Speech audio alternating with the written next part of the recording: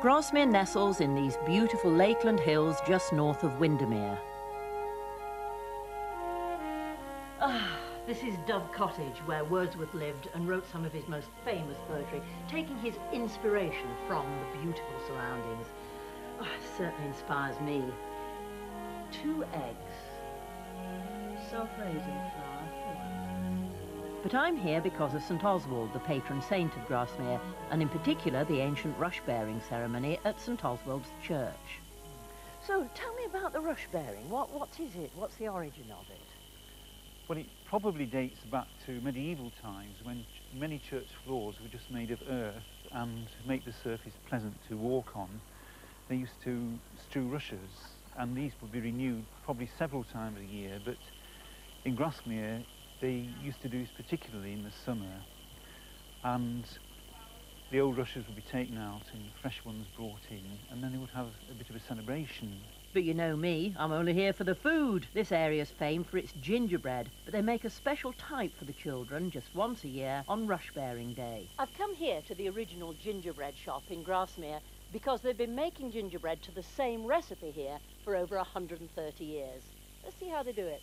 The recipe's been handed down for generations, and now it's in the hands of Margaret Wilson. Is this the gingerbread that you make and sell in the shop? No, this is the gingerbread we sell in the shop. This is the Grasmere Gingerbread, which is a secret recipe we've been making here for 138 years.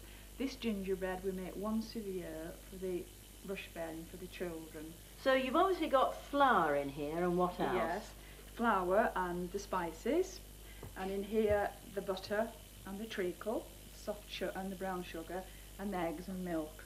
And that's all that goes into it? Yes. You're not going to tell me what the spices are, though, are you? Well, the ginger's for one of them. Yes, I might have guessed that. Right, do you want me to stir, or? Yes, well, I'll be putting this in. Now looks like black treacle, This is treacle. Yeah. And this is a similar recipe to a parkin, isn't it? it is, but parkin has oats in. Which makes it a heavier mixture. Yes, this is does. more like a sponge cake. It's a spicy sponge mix, that's isn't right. it? How many eggs in there? There's 6 in that mixture. Got quite a few trays to make. This is, I have to say, this is hefty work. Quite a tray full, isn't it? It's quite heavy, and we've got quite a few of these to do. It's a yard of gingerbread, this. Then it's into a moderate oven for about half an hour and cooled in the tray. Stacks of them.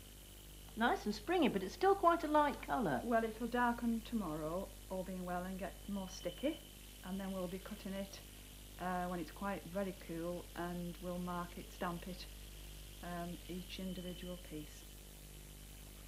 Meanwhile, preparations for the Rushbearing Festival are well underway. The rushes are cut by hand at the lakeside just yards from the church, and then they're woven into traditional decorations. Each one has its own religious significance, and they've been doing it the same way for centuries.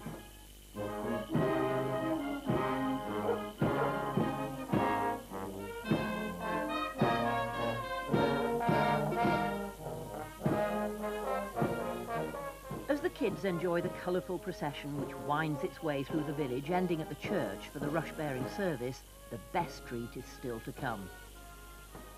St Osy's gingerbread is being cut into enormous chunks and individually stamped with the saint's name. And finally the gingerbread is handed out to the children. It's a big piece, isn't it? Thank you. Now that reminds me, one good turn deserves another. Hello chaps, I thought you might like some gingerbread. I've saved you some. It's rather big pieces. You're rather big boys, aren't you? There you go, one for everybody. And I couldn't have done it without you. Thanks ever so much for your help.